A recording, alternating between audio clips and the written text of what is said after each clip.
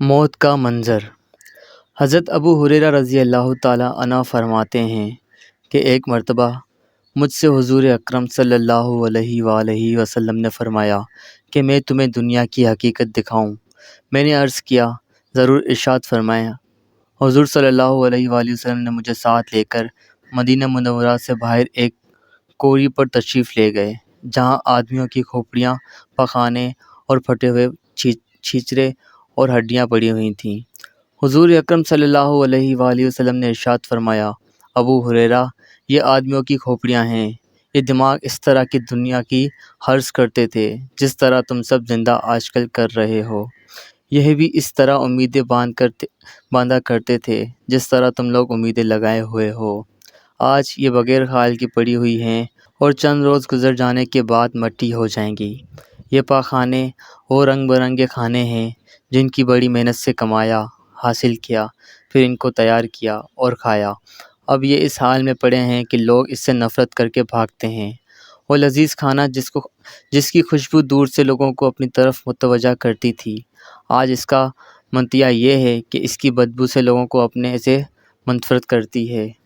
یہ چھیچرے وہ زینت کا لباس تھا جس کو پہن کر آدمی اکراتا تھا، آج یہ اس حال میں ہے کہ ہوائیں اس کو ادھر سے ادھر پھینکتی ہیں۔ یہ ہڈیاں ان جانوروں کی ہڈیاں ہیں جن پر لوگ سواریاں کرتے تھے، گھوڑوں پر بیٹھ کر مٹکتے تھے اور دنیا میں گھومتے تھے، بس جسے ان حوال پر اور ان کے عبرت ناک انجام پر رونا ہو، ان کو دیکھ کر روئے۔ حضرت ابو ہریرہ فرماتے ہیں کہ ہم سب بہت روئے۔ ایک اور حدیث میں حضور اکرم صلی اللہ علیہ وآلہ وسلم کا ارشاد ہے کہ دنیا ظاہر کے اعتبار سے میٹھی اور سبز ہے، اور حق تعالیٰ شانہ نے تم کو اس میں اپنا اسلاف کا جانشین اس لیے بنایا ہے تاکہ وہ یہ دیکھے کہ تم اس میں کیا عمل کرتے ہو۔ بنی اسرائیل پر جب دنیا کی فتوحات ہونے لگیں تو وہ اس کی زیب و زینت اور عورتوں اور زیوروں کے چکر میں پڑ گئے۔ دوستوں، غور کرو، کہیں آج ہم بھی تو عورتوں کے چکر میں نہیں پڑ گئے؟ قصہ ہارون رشید بادشاہ کے لڑکے کا۔ ہارون رشید کا ایک بیٹا تھا جس سے زاہدوں اور بزرگوں کی مجلس میں رہا کرتا تھا اور اکثر قبرستان چلا جاتا، وہاں جا کر کہتا کہ تم لوگ ہم سے پہلے دنیا میں تھے، دنیا کے مالک تھے، لیکن اس دنیا نے تمہیں نجات نہ دی، حتیٰ کہ تم قبروں میں پہنچ گئے۔ کاش مجھے کسی طرح خبر ہوتی کہ تم پر کیا گزر رہی ہے اور تم میں سے کیا سوال و جواب ہوئے ہیں۔ اور اکثر یہ شعر پڑھا کرتا، مجھے جنازے ہر دن ڈراتے ہیں اور مرنے والوں پر رونے والیوں کی آوازیں مجھے غمگین رکھتی ہیں۔ ایک دن وہ اپنے بعد بادشاہ کے مجلس میں آیا۔ آس پاس کے وزراء امراء سب جمع تھے اور لڑکی کے بدن پر ایک کپڑا معمولی اور سر پر ایک لنگی بندھی ہوئی تھی۔ اراکین سلطنت آپس میں کہنے لگے کہ اس پاگل لڑکے کی حرکتوں نے امیر المومنین کے دوسرے بادشاہوں کی نگاہ میں ذلیل کر دیا ہے۔ اگر امیر المومنین اس کی تنبیہ کریں تو شاید اپنی اس حالت سے بیزار آ جائے۔ امیر المومنین یہ بات سن کر اس سے کہا کہ بیٹا، تو نے مجھے لوگوں کی نگاہ میں ذلیل کر رکھا ہے۔ اس نے یہ بات سن کر باپ کو تو کوئی جواب نہیں دیا، لیکن ایک پرندہ وہاں بیٹھا تھا، اس کو کہا کہ اس ذات کا واسطہ جس نے تجھے پیدا کیا، تو میرے ہاتھ پر آ کر بیٹھ جا۔ وہ پرندہ وہاں سے اڑ کر اس کے ہاتھ پر آ کر بیٹھ گیا، پھر کہا اب اپنی جگہ پر چلا جا۔ وہ ہاتھ پر سے اڑ کر اپنی جگہ چلا گیا۔ اس کے بعد اس نے عرض کیا کہ ابا جان، اصل میں آپ دنیا سے محبت کر رہے ہیں، اس نے مجھے رسوا کر رکھا ہے۔ اب میں نے یہ ارادہ کر لیا ہے کہ آپ سے جدائی اختیار کر لوں۔ یہ کہہ کر وہ وہاں سے چل دیا اور ایک قرآن شریف صرف اپنے ساتھ لیا۔ چلتے ہوئے ماں نے ایک بہت قیمتی انگوٹھی بھی اسے دے دی کہ احتیاطاً وہ وقت اس کو فروخت کر کے کام میں لے آئے۔ وہ یہاں سے چل کر بصرہ پہنچ گیا اور مزدوروں میں کام کرنے لگا۔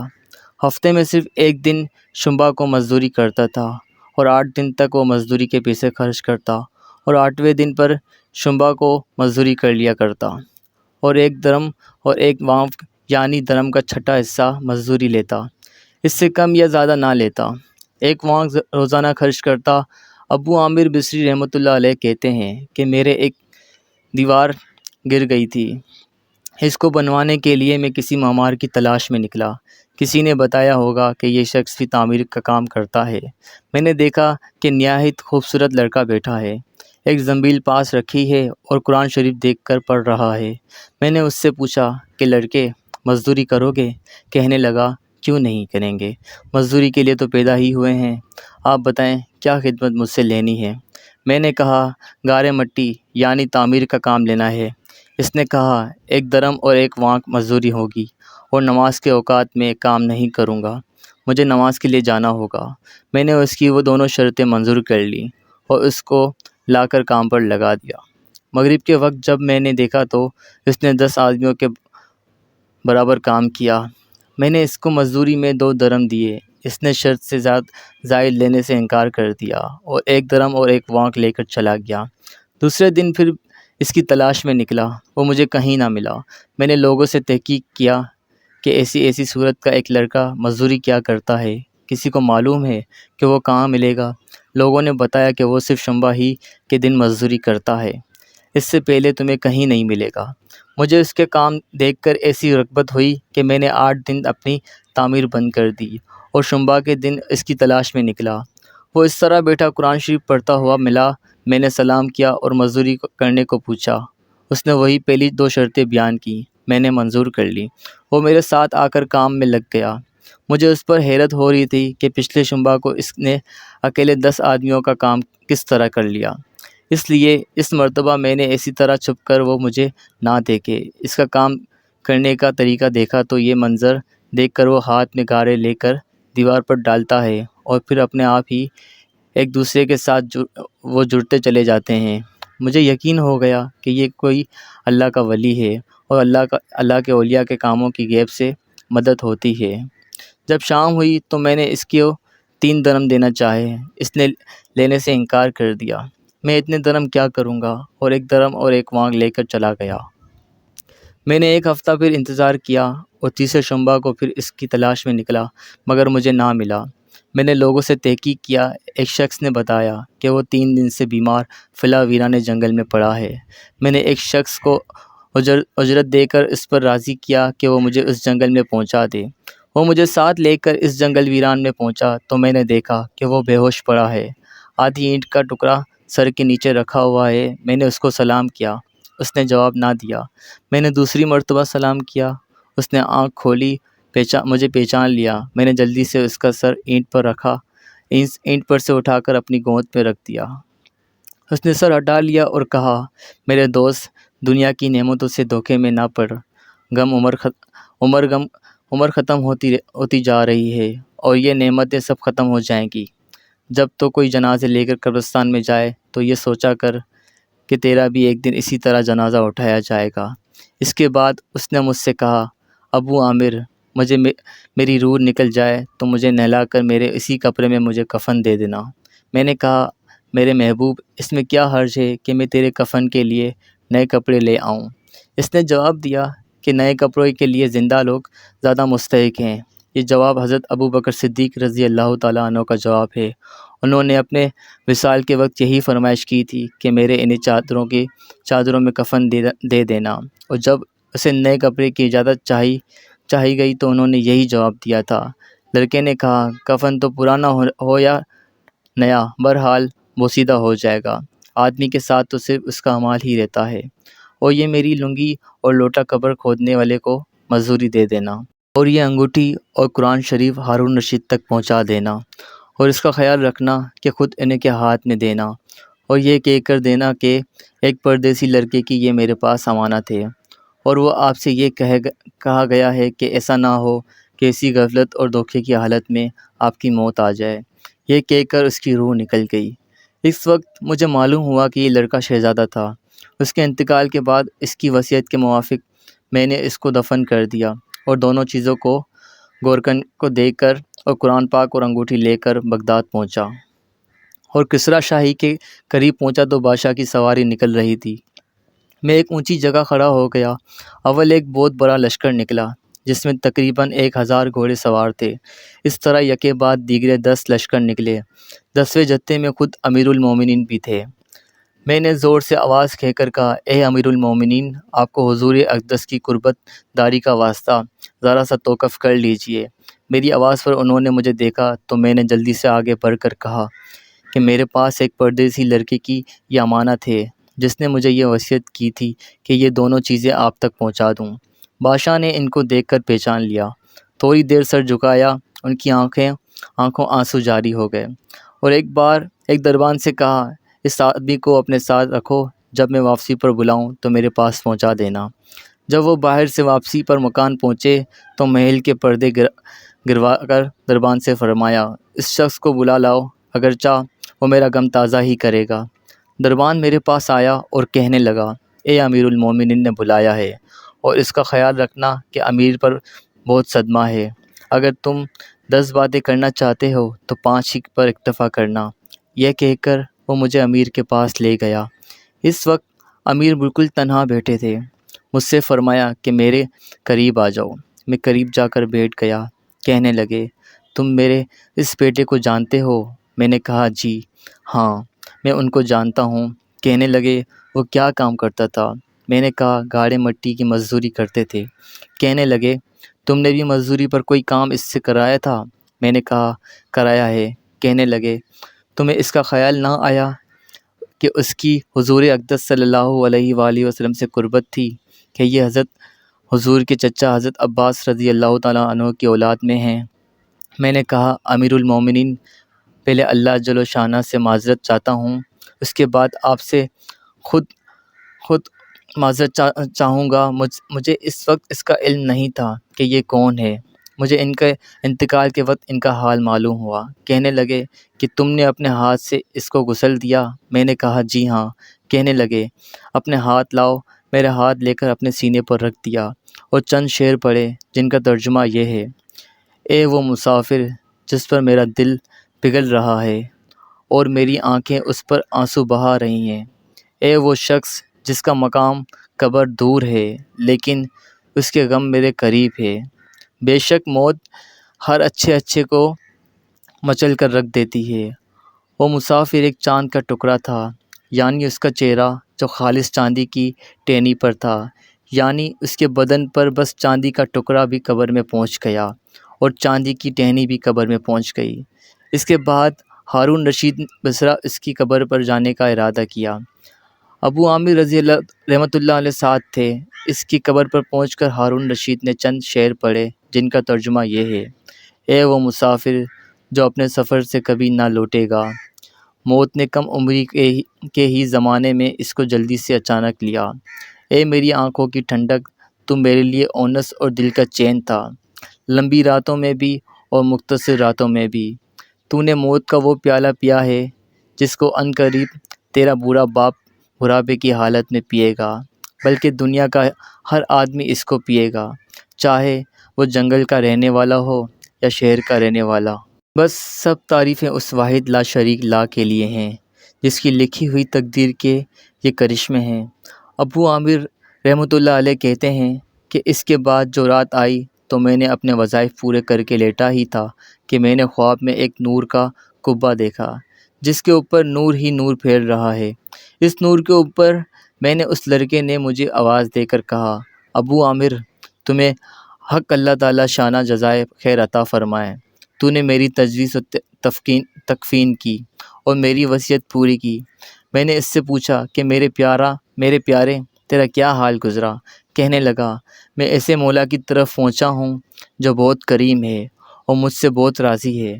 مجھے اس مالک نے وہ چیز عطا کی جو نہ کبھی کسی کی آنکھ نے دیکھی، نہ کان نے سنے، نہ کسی دل پر ان کا خیال گزرا۔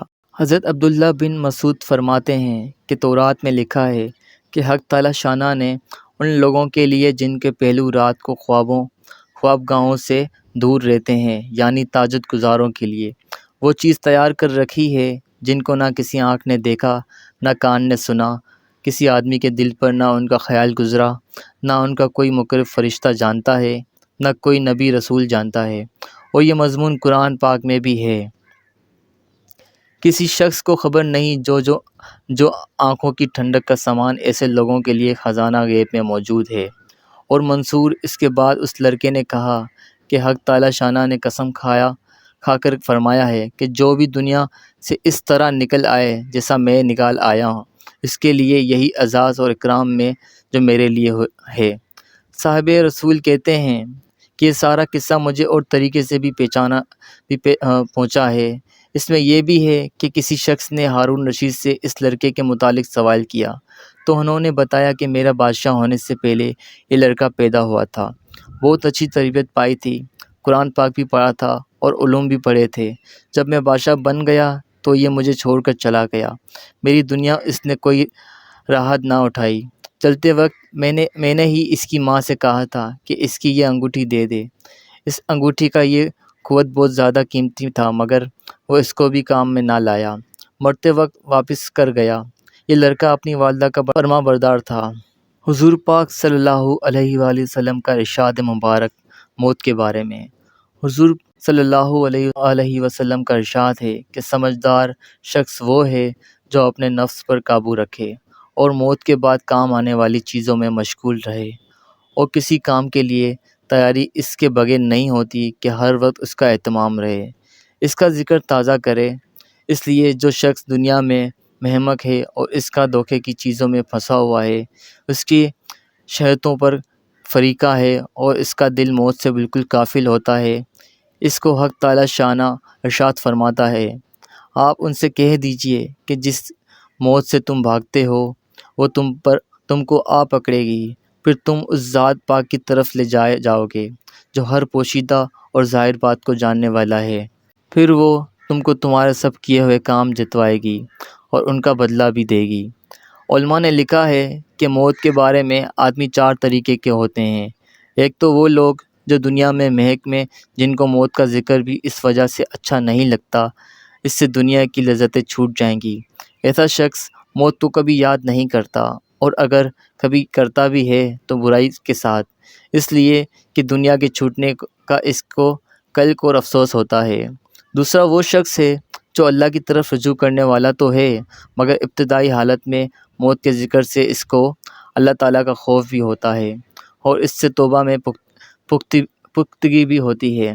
یہ شخص بھی موت سے ڈرتا ہے مگر نہ اس وجہ سے کہ دنیا چھوٹ جائے گی بلکہ اس وجہ سے کہ اس کی توبہ تام نہیں ہوئی۔ یہ بھی ابھی مرنا نہیں چاہتا تاکہ اپنے حال کی اصلاح کر لے اور اس کی فکر میں لگا ہوا ہے، تو یہ شخص موت کے ناپسند کرنے میں معزز ہے، اور یہ حضور اقدس صلی اللہ علیہ وسلم کے اس ارشاد میں داخل نہ ہوگا جس میں حضور نے فرمایا کہ جو شخص اللہ تعالیٰ کے ملنے کو ناپسند کرتا ہے، اللہ تعالیٰ شانہ بھی اس کے ملنے کو ناپسند فرماتے ہیں۔ اس لیے یہ شخص حقیقت میں حق تعالیٰ شانہ کی ملاقات سے کراہت نہیں کرتا بلکہ اپنی تقصیر اور کوتاہی سے ڈرتا ہے۔ اس کی مثال اس شخص کی سی ہے جو محبوب کی ملاقات کے لیے اس سے پہلے کچھ تیاری کرنا چاہتا ہو تاکہ محبوب کا دل خوش ہو۔ البتہ یہ ضروری ہے کہ یہ شخص اس کی تیاری میں ہر وقت مشغول رہتا ہے، اس کے سوا کوئی دوسرا مشغلہ اس کو نہ ہو، اور اگر یہ بات نہیں ہے تو پھر یہ بھی پہلے ہی جیسا ہے، یہ بھی دنیا میں محق ہی ہے۔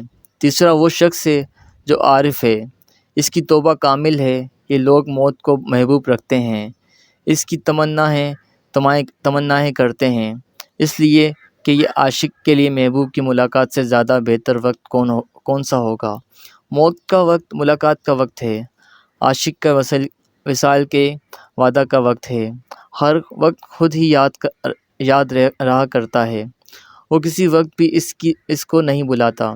یہی لوگ ہیں جن کو موت کے جلدی آنے کی تمنائیں رہتی ہیں، وہ اسی قلق میں رہتے ہیں کہ موت آ چکی ہے، اس معاصی کے گھر سے جلد خلاصی ہوگی۔ ایک روایت میں ہے کہ حضرت حذیفہ رضی اللہ تعالیٰ عنہ کے انتقال کے وقت جب قریب ہوا تو فرمانے لگے، محبوب، موت احتیاج کے وقت آیا، جو نادام ہو وہ کامیاب نہ ہوتا۔ یا اللہ، تجھے معلوم ہے کہ ہمیشہ مجھے فکر غنا سے زیادہ محبوب رہا ہے، اور بیماری صحت سے زیادہ پسندیدہ رہی ہے، اور موت زندگی سے زیادہ مرغوب رہی۔ مجھے جلدی سے موت عطا کر دے کہ تجھ سے ملوں۔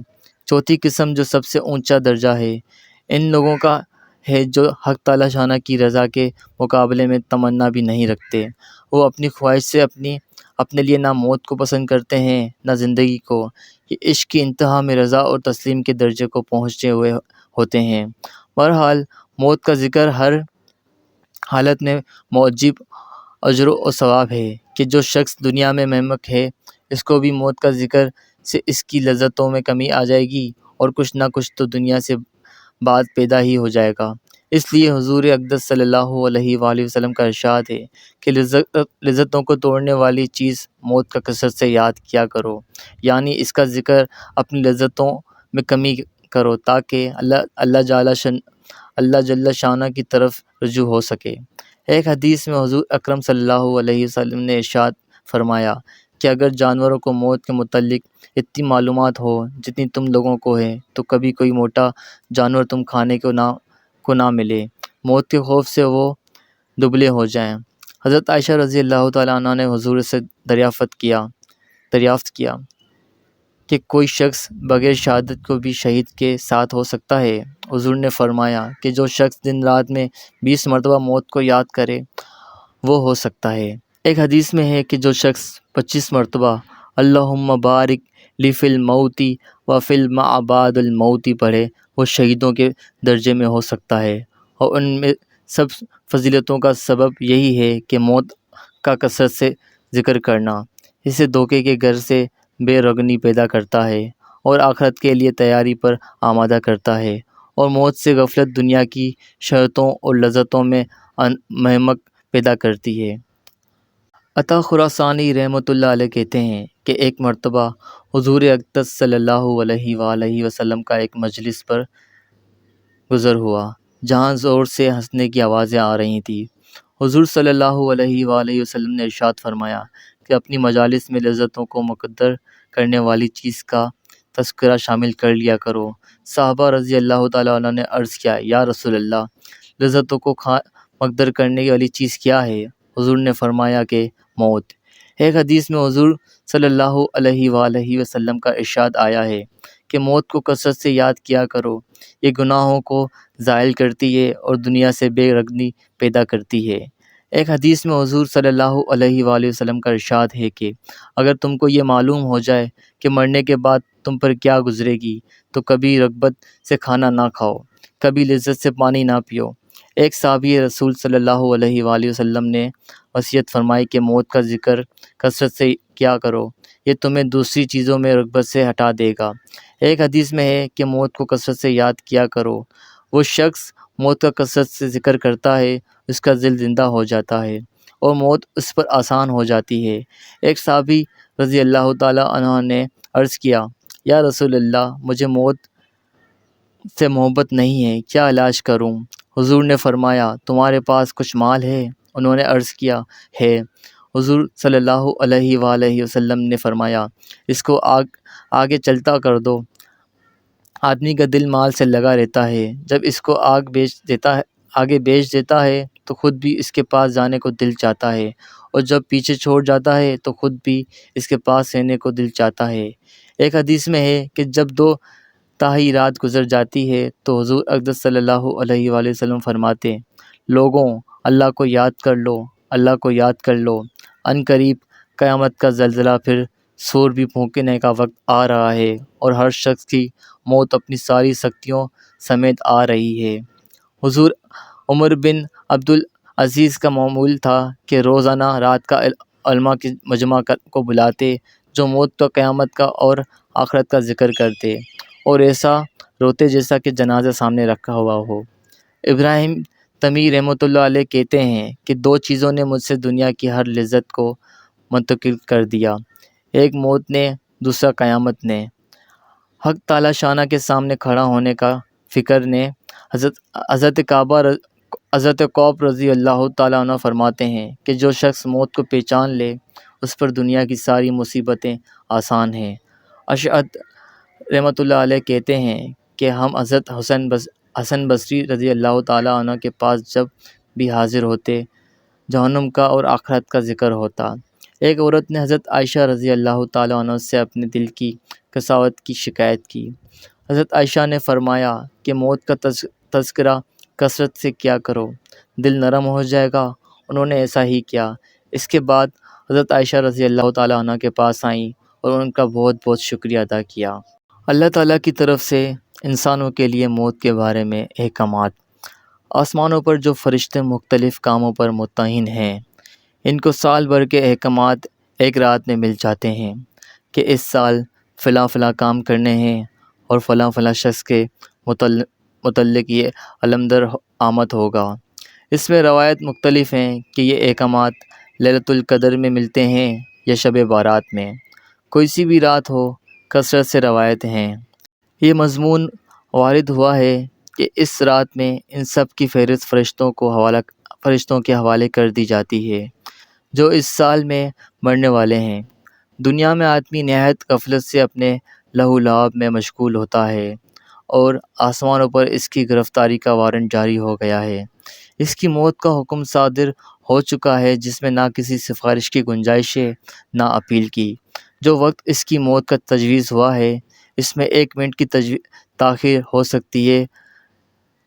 حضرت ابن عباس رضی اللہ تعالیٰ عنہ سورہ خان کی تفسیر میں ارشاد فرماتے ہیں کہ لیلۃ القدر میں لوح محفوظ سے ان سب چیزوں کی نقل کیا جاتا ہے جو اس سال میں ہونے والی ہیں، کہ اتنا رزق دیا جائے گا، فلاں فلاں مریں گے، فلاں فلاں پیدا ہوں گے، اتنی بارش ہوگی، حتیٰ کہ یہ بھی نقل کیا جاتا ہے کہ اس سال فلاں فلاں شخص حج کو جائے گا۔ ایک حدیث میں ابن عباس رضی اللہ تعالیٰ عنہ فرماتے ہیں کہ تو آدمی کو دیکھے گا تو وہ بازاروں میں چل پھر رہا ہے، لیکن اس کا نام اس سال کے مردوں میں لکھا جا چکا ہے۔ ابو نصر رحمۃ اللہ علیہ کہتے ہیں کہ اس رات میں سال بھر کے سارے کام فرشتوں پر منتقل کر دیے جاتے ہیں کہ تمام سال کی بھلائی برائی، روزی اور موت، تکلیفیں اور نرخوں کی رزنائی اور ویرانی تمام سال کی دے دی جاتی ہے۔ حضرت عکرمہ رضی اللہ تعالیٰ عنہ کہتے ہیں کہ شب برات میں سال بھر کے احکام طے کر کے حوالے کر دیے جاتے ہیں۔ اس سال کے مردوں کی فہرست اور حج کرنے والوں کی فہرست دے دی جاتی ہے، نہ ان میں کمی ہو سکتی ہے نہ زیادتی۔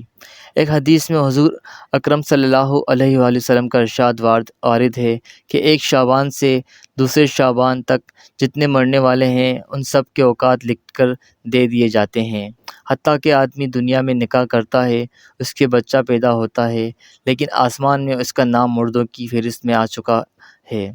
حضرت عائشہ رضی اللہ تعالیٰ عنہ فرماتی ہیں کہ حضور اقدس صلی اللہ علیہ وآلہ وسلم شعبان میں کثرت سے روزہ رکھا کرتے ہیں، اس لیے اس میں تمام سال مرنے والوں کی فہرست مرتبط ہوتی ہے، حتیٰ کہ ایک آدمی نکاح کرنے میں مشغول ہے اور وہاں اس کا نام مردوں میں لکھ دیا جاتا ہے۔ ایک آدمی حج کو جا رہا ہے اور اس کا نام مردوں میں ہے۔ ایک اور حدیث میں ہے کہ حضرت عائشہ رضی اللہ تعالیٰ عنہ حضور سے اس کی وجہ دریافت کی کہ حضور صلی اللہ علیہ وسلم میں شعبان میں روزے بہت کثرت سے رکھتے ہیں۔ حضور صلی اللہ علیہ وآلہ وسلم نے فرمایا کہ اس میں سال بھر کے مردوں کی فہرست بنتی ہے۔ میرا دل چاہتا ہے کہ میرا نام جب مردوں کی فہرست میں آئے تو میں روزہ دار ہوں۔ ایک حدیث میں ہے کہ نصف شعبان کی رات کو حق تعالیٰ شانہ ملک الموت اور اس سال میں مرنے والوں کو اطلاع فرما دیتے ہیں کہ ایک حدیث میں حضور صلی اللہ علیہ وآلہ وسلم کا ارشاد ہے کہ روزانہ ہمیشہ جب آفتاب نکلتا ہے تو وہ اعلان کرتا ہے کہ جو نیک کام کرنا ہے کر لے، آج کا دن تیری عمر میں پھر کبھی نہیں آئے گا، اس لیے اس دن تیری جو نیکیاں لکھی جا سکتی ہیں لکھوا لے۔ اور وہ فرشتے آسمان سے اعلان کرتے ہیں، ایک ان میں سے کہتا ہے، اے نیکی کے طلب کرنے والے، جو خوشخبری لے اور آگے بڑھ، اور دوسرا کہتا ہے، اے برائی کرنے والے، بس کر اور رک جا، اپنی ہلاکت کا سامان اکٹھا نہ کر۔ اور دوسرے فرشتے اعلان کرتے ہیں، جن میں سے ایک کہتا ہے، یا اللہ، خرچ کرنے والے کو اس کا بدلہ دے، اور دوسرا کہتا ہے، اے اللہ، مال کو روک کے رکھنے والے کو مال کو برباد کر۔ عطا بن یسار رحمۃ اللہ علیہ کہتے ہیں کہ جب نصف شعبان کی رات ہوتی ہے تو ملک الموت کو ایک فہرست دے دی جاتی ہے کہ اس میں جن کے نام ہیں ان سب کی اس سال میں روح قبض کر لی جائے۔ یہاں ایک آدمی فرش فروش میں لگا ہوا ہے، نکاح کرنے میں مشغول ہے، مکان کی تعمیر کرا رہا ہے اور وہاں مردوں کی فہرست میں آ گیا ہے۔ امام غزالی رحمۃ اللہ علیہ فرماتے ہیں کہ آدمی مسکین پر اگر کوئی آفت، کوئی مصیبت، کوئی حادثہ، کوئی رنج، کوئی تکلیف، کوئی مشقت، کوئی خوف کبھی نہ آئے تب بھی موت کی سختی، نرگہ کی حالت اور اس کا اندیشہ ایسی چیز ہے جو اس کی ساری لذتوں کو مکمار کر دینے کے لیے کافی ہے۔ اس کے سارے راحت و آرام کو کھو دینے والی چیز ہے۔ اس کی غفلت کو زائل کر دینے کے لیے اس کا فکر بہت کافی ہے۔ یہی چیز خود اتنی سخت ہے کہ اس کے فکر اور اس کی تیاری میں آدمی کو ہر وقت مشغول رہنا چاہیے، بالخصوص ایسی حالت میں کہ اس کا وقت معلوم نہیں کہ کب آ کر مسلط ہو جائے۔ ایک حکیم کا قول ہے کہ رسی دوسرے کے ہاتھ میں ہے، نہ معلوم کب کھینچ لی جائے۔ حضرت نعمان کا ارشاد ہے اپنے بیٹے سے کہ موت ایسی چیز ہے جس کا حال معلوم نہیں کہ کب آ جائے، اس کے لیے اس سے پہلے تیاری کر لے کہ وہ دفنا وقت نہ آ جائے۔ اور واقعی بڑے تعجب کی بات ہے کہ اگر آدمی انتہائی لذتوں میں مشغول ہو اور لہو لعاب کی اونچی مجلسوں میں شریک ہو اور اس کو یہ معلوم ہو جائے کہ ایک سپاہی اس کی تلاش میں ہے جو کسی جرم کی سزا میں اس کے 5 کورے مارے گا، تو ساری لذت، سارا عیش اور کرام مقدر ہو جائے گا۔ بلکہ اگر صرف اتنا ہی معلوم ہو جائے کہ اس کے پاس اس کی گرفتاری کا وارنٹ ہے، وہ آج کل میں اس کو گرفتار کر لے گا، تب بھی ساری لذتیں ختم ہو جائیں گی۔ رات کو نیند اڑ جائے گی، حالانکہ اس کو معلوم ہے کہ ملک الموت ہر وقت اس پر مسلط ہے اور موت کی سختیاں جو ہزاروں کوروں سے بڑھ کر ہے، اس پر مسلط کرنے والا ہے، پھر بھی ہر وقت اس سے غافل رہتا ہے۔ یہ جہالت اور غرور کی انتہا نہیں تو اور کیا ہے۔ حقیقت یہ ہے کہ موت کی سختی کا حال وہی جانتا ہے جس پر گزر چکی ہے۔ دوسروں کو اس کی سختی کا حال معلوم نہیں ہوتا، وہ صرف قیاس کر سکتا ہے یا مرنے والوں کی حالت دیکھ کر کچھ اندازہ لگا سکتا ہے، اور قیاس اس طرح ہو سکتا ہے کہ یہ تو ظاہر چیز ہے کہ بدن کے جس حصے میں روح نہیں ہوتی اس کو کاٹنے سے تکلیف نہیں ہوتی، بدن کی جو کھال مردہ ہو جاتی ہے اس کو کاٹنے سے تکلیف نہیں ہوتی، لیکن جس عضو میں اور جس حصے میں جان ہوتی ہے اس میں سوئی چبھنے سے یا اس کا کاٹنے سے سخت تکلیف ہوتی ہے۔ بس بدن کو جس عضو پر کوئی زخم ہوتا ہے یا اس کو کاٹا جاتا ہے یا وہ جل جاتا ہے تو اس سے تکلیف اس وجہ پہنچتی ہے کہ روح کو اور زندگی کو اس حصے بدن سے تعلق ہے۔ اس تعلق کی وجہ سے اس عنصر کے ذریعے روح پر اثر پہنچتا ہے اور روح سارے بدن پر پھیلی ہوئی ہے، تو ہر عضو میں اس کا بہت تھوڑا سا حصہ اثر کیے ہوئے ہے، اور جتنا حصہ اس عضو میں ہے اس کے بعد روح کو تکلیف پہنچتی ہے۔ جو بہت تھوڑا حصہ ہے لیکن جو تکلیف انسا کے بجائے براہ راست ساری روح کو پہنچے، جو موت کے وقت ہوتی ہے، اس کا اندازہ اسی وقت ہو سکتا ہے کہ کتنی ہوگی، اس لیے کہ موت براہ راست ساری روح کو کھینچتی ہے جو بدن کے سارے عنصر میں پھیلی ہوئی ہے۔ اس لیے بدن کا کافی حصے بھی ایسے نہیں ہوتا جس میں اتنی تکلیف نہ ہو جتنی کہ اس کے کاٹنے میں ہوتی ہے۔ اس لیے کہ کسی عنصر کے کاٹنے سے اس وجہ سے تکلیف ہوتی ہے کہ روح اس سے جدا ہوتی ہے، اور اگر مردہ ہو اس میں روح نہ ہو تو اسے کاٹنے سے ذرا بھی تکلیف نہیں ہوتی۔ بس جب روح کے ذرا سے حصے کے جدا ہونے سے اتنی تکلیف ہوتی ہے تو جب ساری روح کو بدن کے تمام حصوں سے کھینچا جائے گا تو ظاہر ہے کتنی تکلیف ہوگی۔ لیکن بدن کا اگر ایک حصہ کاٹا جاتا ہے تو روح کا بقیہ حصہ سارے بدن میں موجود ہوتا ہے، وہ اس وقت قوی ہوتا ہے۔ اس لیے آدمی چلاتا ہے، تڑپتا ہے، مگر ساری روح اپنے حوالے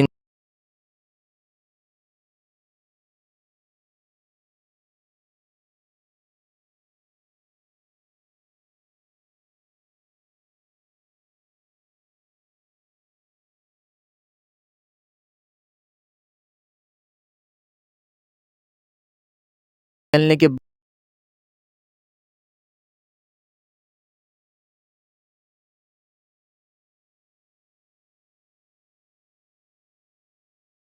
حضرت عیسیٰ علیہ نبینا علیہ الصلاۃ والسلام کا ارشاد ہے کہ میرے لیے حق تعالی شانہ سے اس کی دعا کرو کہ نرک کی تکلیف مجھ پر آسان ہو جائے، کہ موت کے ڈر نے مجھے موت کے قریب پہنچا دیا۔ کہتے ہیں کہ بنی اسرائیل کی عابد لوگوں کی ایک جماعت ایک قبرستان میں پہنچی اور انہوں نے آپس میں مشورہ کیا کہ حق تعالی شانہ سے اس کی دعا کی جائے کہ ان میں سے کوئی مردہ ظاہر ہو جس سے ہم پوچھیں کہ کیا گزری۔ ان لوگوں نے دعا کی، ایک مردہ ان پر ظاہر ہوا جس کی پیشانی پر کثرت سے سجدے کرنے کا نشان بھی ابھرا ہوا تھا۔ وہ کہنے لگا کہ تم لوگ مجھ سے کیا پوچھنا چاہتے ہو؟ مجھے مرے ہوئے 50 سال ہو گئے، لیکن موت کے وقت کی تکلیف اب تک میرے بدن سے نہیں گئی۔ ایک حدیث میں حضور اکرم صلی اللہ علیہ وآلہ وسلم سے ارشاد ہے کہ یا اللہ، تو روح کی پھٹوں سے، ہڈیوں سے اور انگلیوں میں سے نکالتا ہے، مجھ پر موت کی سختی آسان کر دے۔ حضرت حسن رضی اللہ تعالیٰ عنہ فرماتے ہیں کہ حضور نے ایک مرتبہ موت کی سختی کا ذکر فرمایا اور یہ ارشاد فرمایا کہ اتنی تکلیف ہوتی ہے جتنی کہ 300 جگہ تلوار کی کاٹ سے ہوتی ہے۔ حضرت علی کرم اللہ وجہہ جہاد پر جب ترغیب دیتے تو فرماتے کہ اگر تم قتل نہ کیے گئے تو بستروں پر مرو گے۔ قسم ہے اس ذات کی جس کی قبضے میں میری جان ہے کہ 1000 جگہ تلوار کی کاٹ سے مرنے کی تکلیف زیادہ سخت ہے۔ اور علی رضی اللہ عنہ کہتے ہیں کہ ہمیں یہ بات پہنچی ہے کہ مردوں کو قیامت میں اٹھنے تک موت کی تکلیف کا اثر محسوس ہوتا رہتا ہے۔ حضرت شدان بن اوس رحمۃ اللہ علیہ کہتے ہیں کہ موت دنیا اور آخرت کی سب سے تکلیفوں سے اور زیادہ سخت ہے۔ وہ آرہ چلا دینے سے زیادہ سخت ہے، وہ کینچیوں سے کترا دینے سے زیادہ سخت ہے، وہ دیگ میں پکا دینے سے زیادہ سخت ہے۔ اگر مردے قبر سے اٹھ کر مرنے کی تکلیف بتائیں تو کوئی شخص بھی دنیا میں لذت سے وقت نہیں گزار سکتا، میٹھی نیند اس کو نہیں آ سکتی۔ کہتے ہیں کہ حضرت موسیٰ علیہ نبینا صلاۃ السلام کا جب وصال ہوا تو حق تعالی شانہ نے دریافت فرمایا کہ موت کو کیسے پایا؟ انہوں نے عرض کیا کہ میں اپنی جان کو ایسا دیکھ رہا تھا جیسے زندہ چڑیا کو اس طرح آگ پر بھوندا جا رہا ہے کہ نہ اس کی جان نکلتی ہو نہ اڑنے کی کوئی صورت ہو۔ ایک اور روایت میں ہے کہ ایسی حالت تھی جیسا کہ زندہ بکری کی کھال اتار دی جا رہی ہو۔ حضرت عائشہ رضی اللہ تعالیٰ عنہ فرماتی ہیں کہ جب حضور اقدس صلی اللہ علیہ وآلہ وسلم کا وصال ہو رہا تھا تو پانی سے بھرا ہوا پیالہ حضور صلی اللہ علیہ وآلہ وسلم کے قریب رکھا ہوا تھا۔ حضور صلی اللہ علیہ وآلہ وسلم بار بار اپنے مبارک ہاتھ کو پیالے میں ڈالتے اور پھر منہ پر ملتے اور فرماتے یا اللہ، نزاع کی سختی پر میری مدد فرما۔ حضرت عمر نے حضرت قعب رضی اللہ تعالیٰ عنہ سے دریافت کیا کہ موت کی کیفیت بیان کرو۔ انہوں نے عرض کیا کہ اے امیر المومنین، جس طرح ایک کانٹے دھاری ٹہنی کو آدمی کے اندر داخل کر دیا جائے جس کے ساتھ بدن کا ہر جزو لپٹ جائے، پھر ایک دم اس کی کھینچ لیا جائے جس طرح جان کھینچی جاتی ہے۔ یہ سب تو نظر کی مختصر کیفیت تھی۔ ان سب کے علاوہ ملک الموت اور اس کے مددگار فرشتوں کی صورتوں کا ایک خوف ایک مستقل مرحلہ ہے جس صورت پر وہ گناہ گاروں کی جان نکالتے ہیں۔ وہ ایسی ڈراؤنی صورتیں ہوتی ہیں کہ قوی سے قوی آدمی بھی اس کو دیکھنے کی طاقت نہیں رکھتا۔ حضرت ابراہیم علیہ نبینا صلاۃ السلام نے ملک الموت سے فرمایا کہ تم جس صورت پر فاجر لوگوں کی جان نکالتے ہو مجھے دکھاؤ۔ انہوں نے عرض کیا کہ آپ اس کے تحمل نہ فرما سکیں گے۔ حضرت ابراہیم علیہ السلام نے فرمایا کہ نہیں، میں تحمل کر لوں گا۔ حضرت اسرائیل علیہ السلام نے عرض کیا کہ اچھا، دوسری طرف منہ کر لیجئے۔ حضرت ابراہیم علیہ السلام نے منہ پھیر لیا۔ اس کے بعد حضرت اسرائیل علیہ السلام نے عرض کیا کہ اب دیکھ لیجئے۔ حضرت ابراہیم علیہ السلام نے جب اوپر دیکھا تو ایک نہایت کالا آدمی دیو کی شکل میں، بال بہت بڑے بڑے کھڑے ہوئے، نہایت سخت بدبو، کالے کپڑے، اس کے منہ سے ناک سے آگ کی لپٹیں نکل رہیں۔ حضرت ابراہیم علیہ نبینا صلاۃ السلام یہ حالت دیکھ کر گش میں آ گئے۔ بڑی دیر میں اوقات ہوا تو ملک الموت اپنی پہلی صورت پر تھے۔ حضرت ابراہیم علیہ السلام نے فرمایا کہ اگر فاجر شخص کے لیے کوئی دوسری آفت نہ ہو تو تب بھی یہ صورت ہی اس کو موت کے لیے کافی ہے۔ یہ فاجروں کا حال ہے، لیکن اللہ کے مطیع بندوں کے روح نکالنے کے وقت وہ نہایت ہی بہترین صورت میں ہوتے ہیں۔ جب ابراہیم علیہ السلام سے یہ نقل کیا گیا تو انہوں نے ملک الموت سے فرمایا کہ مجھے اس ہیبت کو بھی دکھاؤ، تو انہوں نے دیکھا کہ ایک نہایت ہی خوبصورت جوان نہایت ہی نفیس لباس پہنے ہوئے خوشبو مہکتی ہوئی سامنے ہے۔ حضرت ابراہیم علیہ السلام نے فرمایا کہ مومن کے لیے اگر مرتے وقت اس صورت کے علاوہ کوئی بھی خیرت کی چیز نہ ہو تو یہ بھی کافی ہے۔